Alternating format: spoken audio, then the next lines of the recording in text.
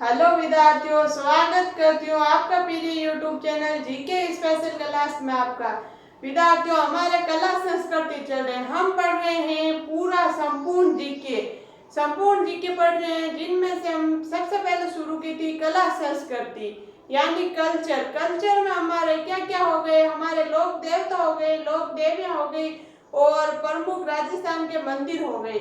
अब हम एक न्यू टॉपिक शुरू करने वाले हैं जो कल करेंगे, क्योंकि आज मैं एक टॉपिक लेके आई हूँ ज्योग्राफी की एक नदी लेके आई हूँ। ये क्यों लेके आई हूँ, आप ऐसे सोचोगे कला संस्कृति चल रही है बीच में ये कैसे आ गई ज्योग्राफी। ये इसलिए लेके आई हूँ, किसी का कमेंट्स आया था कि हमें ज्योग्राफी पढ़ना सबसे हार्ड लगता है। मेरे को कला संस्कृति तो हम रट भी लेते हैं, नहीं रटा हुआ कुछ याद नहीं रहता है, हर चीज को समझना पड़ता है। जैसे कि ये राजस्थान के ये प्रमुख मंदिर हैं, मस्जिद हैं, या फिर लोक देवियां हैं, या फिर लोक देवता है, इनको तो हम रट सकते हैं। लेकिन आगे ऐसे टॉपिक आएंगे कला संस्कृति में जिसको हम याद करना पड़ेंगे और ट्रिकों से बहुत मजा लेके हम याद करेंगे, अच्छी तरीके से याद।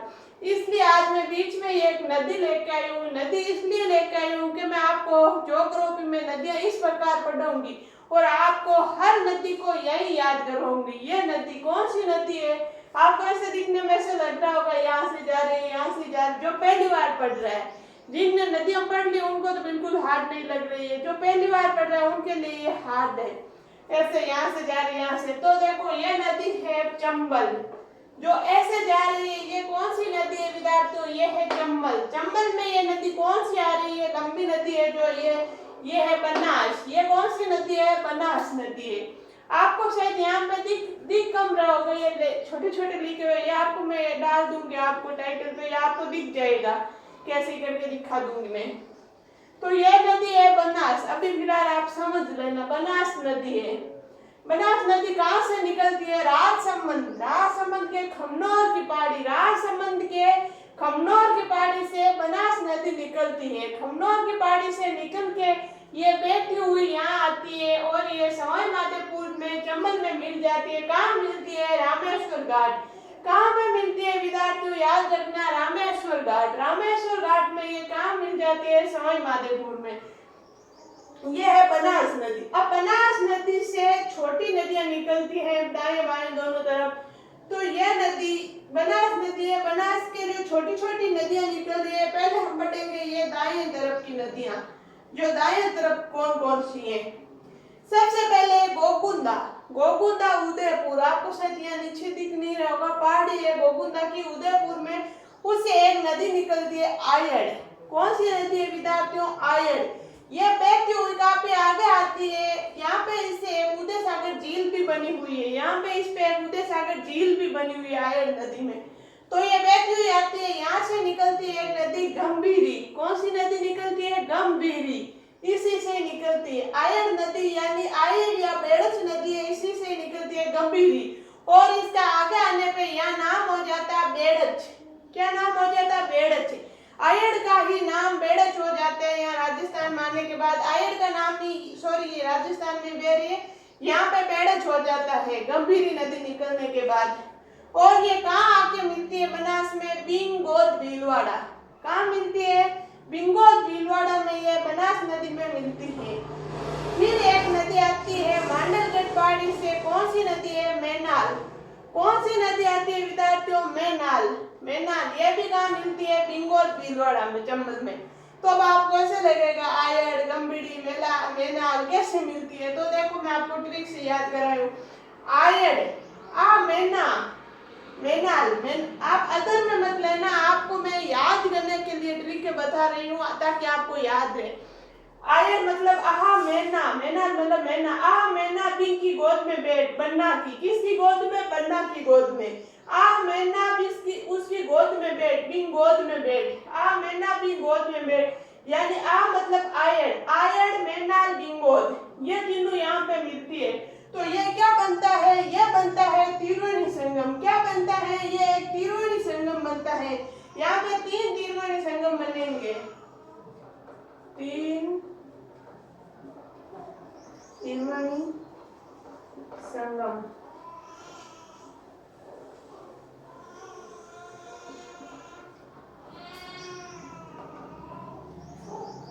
बिंगोद, बिंगोद में कौन सी मिलती है? आयड, मेनाल और बनास, तीनों एक जगह कहाँ मिलती है? बिंगोद में। आ मेना बना की गोद में बैठ, ऐसे याद रख लेना। आयड, मेनाल और बनास मिलती है बिंगोद में, और ये तीनों यहाँ पे एक बन गए त्रिवेणी संगम। फिर नदी आती है राजसमंद से। राजसमंद से कौन सी? दिव्य की पहाड़ी से एक नदी आती है, उस नदी का नाम क्या है? कोठारी नदी। क्या नाम है? उस नदी का नाम है कोठारी नदी। इस पे एक बांध बना हुआ है, कौन सा बांध है? मेचा बांध। कौन सा बांध है? मेचा बांध। कोठारी नदी पे कौन सा बांध बना हुआ है? मेचा बांध बना हुआ है। फिर एक कोठारी के बाद में खारी, ये कौन सी नदी है? खारी। ये कोठारी आप याद रख लेना, दिव्य की पहाड़ी से निकलती है कोठारी नदी। ऐसे कुछ जो याद करना पड़ेगा, कुछ मैं आपको ट्रिकों से याद करवाऊंगी। तो ये नदी खारी कहाँ से निकलती है? बिजराल। बिजराल पहाड़ी, राजसमंद के बिजराल पहाड़ी से कौन सी नदी निकलती है? खारी। और नरसिंहराबाद से कौन सी निकलती है? डाई। और ये कहाँ मिलती है? राजमहल, ये इसी का नाम है, नीचे लिखा हुआ मेरा। राजमहल टोंक में मिलती है, बनास नदी में। कहाँ मिलती है? राजमहल। तो इसकी ट्रिक बताती हूँ मैं आपको। खारी, डाई और बनास तीनों कहाँ मिलती है? राजमहल में। तो ऐसे याद रखना। बन्ना ने खारी डाई की कहाँ की थी? राजमहल में। बन्ना ने राजमहल में बैठ के बहुत खारी डाई की थी। खारी यानी डाक ज्यादा, ऐसे मारवाड़ी में उसको बोलते हैं, ये काम बहुत खारा हुआ, खारी डाक ज्यादा। तो बन्ना ने खारी डाई की राजमहल में बैठ के। कहाँ की थी? राजमहल में बैठ के बन्ना ने खारी डाई की। तो ये बनास नदी और खारी डाई और बनास कहाँ मिलती है? राजमहल टोंक में। तो खारी निकलती कहाँ से है? आपको ऐसे याद रखना है, कहाँ से निकलती है खारी? बिजराल। ये काकड़ी बहुत खारी है, मारवाड़ी में अभी यही मौसम चला है, वो काकड़ी होती है ऐसे लंबी लंबी येलो कलर की, उसके बीज खारे होते हैं। क्या होते हैं? बीज खारे होते हैं, खुद खारी नहीं होती, उसके बीज खारे होते हैं। ऐसे मैं आपको ट्रिक बता रही हूँ। तो बीज खारे होते हैं। तो बिजराल की पहाड़ी से कौन सी नदी निकलती है? खारी। खारी नदी कहाँ से निकलती है? बिजराल की पहाड़ी से, ये है खारी नदी। फिर विद्यार्थियों है अजमेर। अजमेर से दो नदी निकलती है, कौन सी निकलती है? एक तो है ढील नदी, यहाँ पे त्रिवेणी संगम नहीं बन रहा है। एक तो है ढील नदी और दूसरी है सोहादरी नदी। अजमेर से कौन सी नदी निकलती है विद्यार्थियों? ढील और सोहादरी। तो आपको याद नहीं रहेगा, कैसे याद रहेगा? क्यों इतनी नदियां याद रखोगे तो भूल जाओगे। तो एक पति अपनी पत्नी को कहता है, ऐसे याद करने के लिए बताओ, काई ढील है, मारवाड़ी में बता रहे हो, याद रखना। काई ढील है, ले कितनी ढील है, मतलब वो चार पाई लगा रहे या फिर दरी पे सो जाए, सोहादरी। काई ढील है या फिर दरी पे सो जाए, सोहादरी। सोहादरी ऐसे याद रखना। तो कौन सी नदी आती है अजमेर से? ढील और सोहादरी। ये ट्रिक है, आपको अच्छे से याद हो जाएगा, लंबे समय तक याद रहेगा, आप कभी नहीं भूलोगे। अपने आप मेरी खुद की बने हुई ट्रिकें हैं, क्योंकि ऐसे आपको खुद के दिमाग से बना बना के पढ़ना पड़ता है, ट्रिक बना बना के, ताकि आपको ज्यादा याद रहे। तो अजमेर से कौन सी नदी निकलती है? ढील और सोहादरी। कहाँ मिलती है? बनास में। तो बन्ना पूछ रहा है अपनी पत्नी को, बन्ना पूछ रहा है काई ढील है निया सोहादरी परी, कि वो अपने काम कर रही है, तो उसको बोल रहे चार पाई लगा वरना दरी पे सो रहे हैं, काई ढील है या सोहा दरी पे। तो ये अजमेर से दो नदी निकलती है, कौन कौन सी निकलती है? ढील और सोहादरी। फिर आती है अजमेर से दो नदी और निकलती है, कौन सी निकलती है? अजमेर की पहाड़ी से निकलती है और बनास में मिलती है, मासी, मानसी। इसको नाम तो है मानसी नदी, मैं आपको ऐसे याद करने के लिए इसको बुलाऊंगी मासी। तो मानसी और बांडी, कौन सी नदी निकलती है? मानसी और बांडी निकलती है, और देवधाम जोधपुरिया बनास में मिलती है। देवधाम जोधपुरिया में ये तीनों नदियां त्रिवेणी संगम बनाती है। बनास, मानसी, बांडी तीनों का त्रिवेणी संगम कहाँ बनता है? देवधाम जोधपुरिया। देवधाम जोधपुरिया में तीनों का त्रिवेणी संगम। तो आपको याद नहीं रहेगा, तो ऐसे याद रख लेना, बन्ना मासी बहुत बांडी है, बन्ना मासी बहुत बांडी है। बांडी यानी मारवाड़ी में बांडी बोलते हैं, जो नटखट होती है, ज्यादा शरारती होती है उसको। तो बन्ना मासी बहुत बांडी है, क्यों? क्यों ये पूरे दिन आखा ल्यूडी देवदान जोधपुरिया घूमती है। मतलब मैं आपको मारवाड़ी में समझा रही हूँ ताकि आपको याद रहे, ऐसे मैं बता रही हूँ, वास्तव में ये आखा नहीं लेती है, ये तो नदी है। मैं ऐसे बता रही हूँ, वो पूरे दिन ऐसे आके लेके देवधाम जाती है, इधर उधर इधर उधर इधर, तो आपको याद रह जाएगा देवधाम जोधपुरिया। मासी बन्ना मासी बांडी है, ये पूरे दिन देवधाम जोधपुरिया जाती है आखा लेके, तो ऐसे याद रखना। मासी बांडी बनास तीनों का त्रिवेणी संगम कहाँ बनता है? देवधाम जोधपुरिया। कहाँ बनता है? देवधाम जोधपुरिया। ये थी तीनों ये। फिर जयपुर की पहाड़ी से एक नदी निकलती है जिसका नाम है मोरल। ये कहाँ मिलती है? बनास में। ये खुली नदी है, इसकी कोई ट्रिक नहीं है, इसको आपको याद रखना पड़ेगा। जयपुर से कौन सी नदी निकलती है? मोरल। मोरल नदी निकलती है और ये बनास में मिलती है। फिर इस मोरल नदी से एक छोटी सी और नदी बहती है, धारा बहती है, जिसको क्या बोलते हैं? ढूंढ। क्या बोलते हैं? ढूंढ। ऐसे ही इस खाड़ी से भी एक छोटी नदी निकलती है, मानसी। ये भी एक मानसी नदी है, खाड़ी से निकलती है। तो विद्यार्थियों, ये थी आपके बनास नदी। क्या थी? बनास नदी।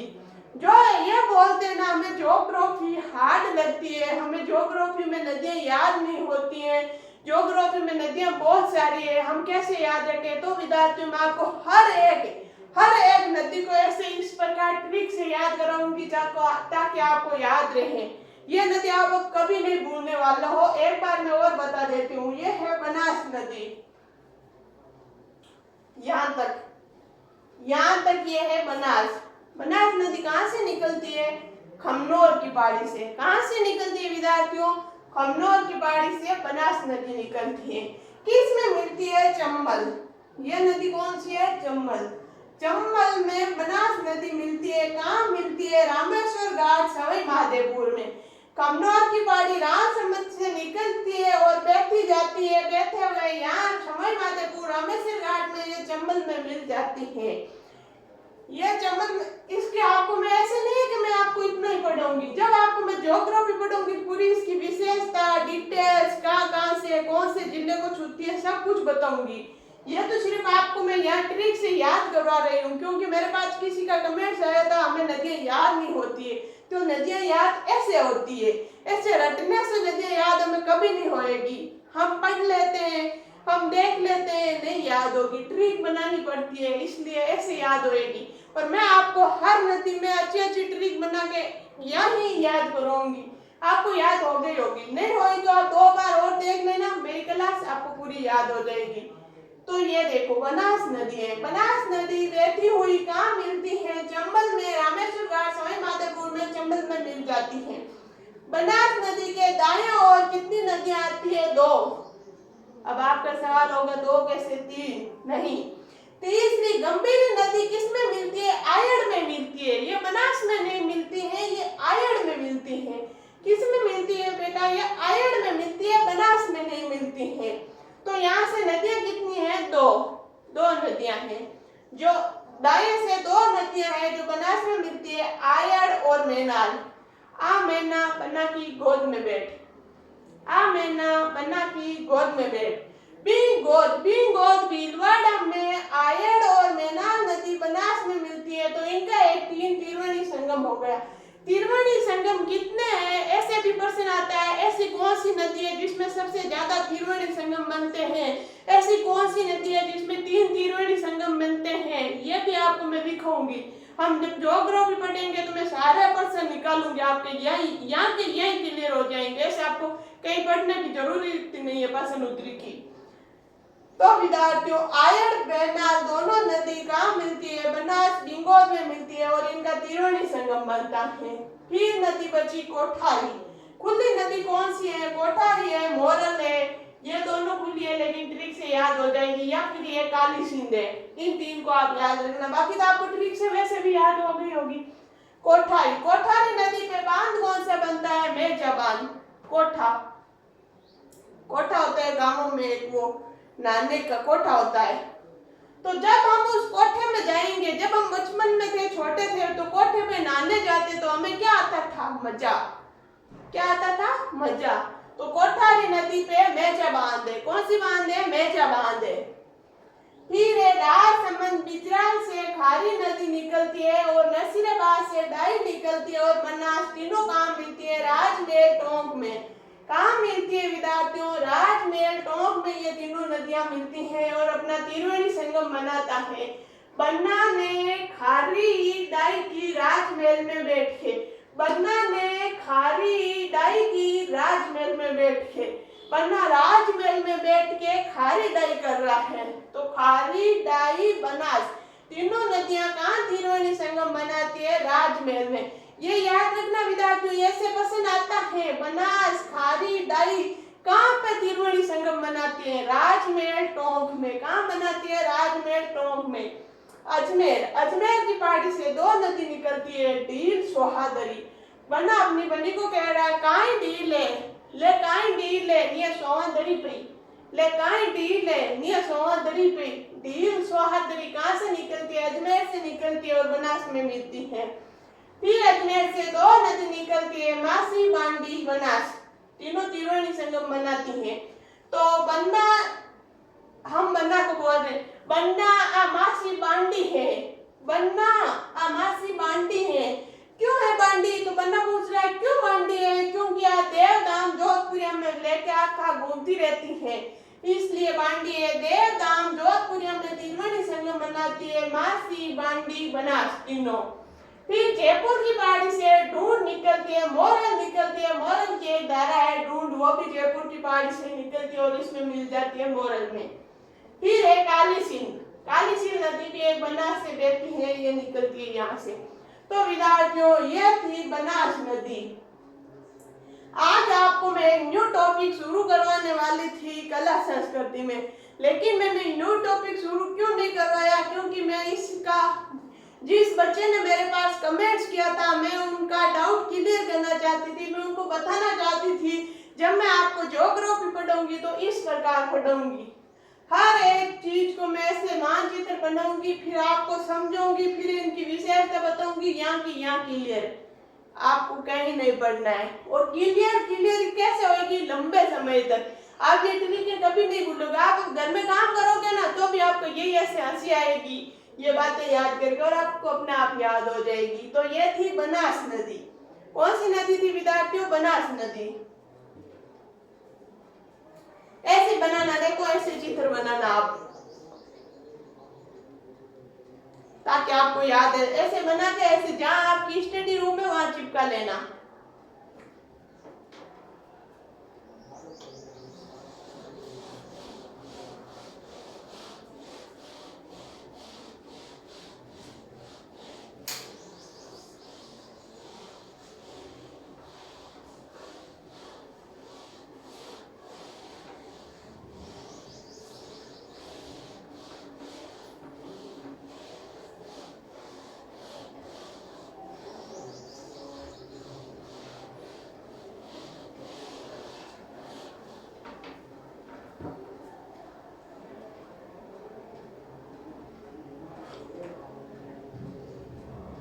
एक विद्यार्थियों अरावली पर्वतमाला से निकलती है, कौन सी नदी है विद्यार्थियों? लूणी नदी है। कौन सी नदी है? लूणी नदी है। तो लूणी नदी की आपको मैं पूछ रही हूँ सहायक नदियां कौन सी है? तो आप कैसे याद करोगे? मैं यहाँ चित्र बनवा के करूंगी, ऐसी आपको बता रही हूँ। लीलड़ी मीठड़ी गुइया बांडी, लीलड़ी मीठड़ी गुइया बांडी, लीलड़ी मीठड़ी गुइया बांडी, बांकली जवाई खारी, बांकली जवाई खारी सागी, ये नदियां हैं। अब आपको याद नहीं है तो मैं आपको ट्रिक से बताऊंगी। लीलड़ी मीठड़ी गुइया बांधी, इस बांगली को जवाई मिला, कैसा मिला था? खारी नागने वाला, और सागे ये भी नाग रही है, सागी, ये नदियां थी। इतनी जल्दी आपको याद हो जाएगी, ऐसे आपको नहीं याद होगी। जो मैं ऐसे चित्र बनवा के आपको बताऊंगी तो आपको याद हो जाएगी। तो विद्यार्थियों आज के लिए इतना ही, बाकी पढ़ेंगे हम अगली क्लास में।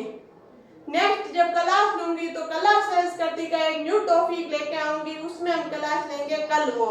ओके विद्यार्थियों, आज के लिए इतना ही, धन्यवाद। मेरी क्लास अगर आपको अच्छी लगती है तो उसको लाइक शेयर सब्सक्राइब करना बिल्कुल नहीं भूलना।